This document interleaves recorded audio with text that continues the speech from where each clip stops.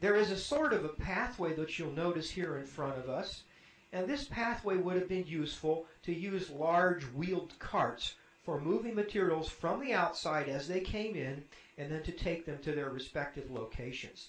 It is a massive area here, over 50,000 square feet, and we'll be looking at it more here in just a moment.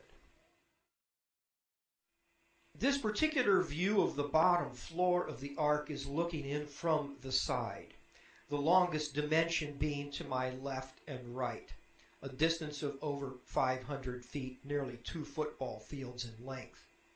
But the distance across the floor here from edge to edge was also immense, 90 feet. It's by taking these dimensions that we come up with the figure of more than 50,000 square feet of floor space. But it is important to remember that materials could have been stacked from floor to ceiling, a distance of more than 16 feet, thus providing a huge area for cargo. These materials were items that were being stored for use primarily after the ark landed on the mountains of Ararat. You'll notice behind me is the pathway we referred to earlier that could have been used by the large wheeled carts to move materials into place.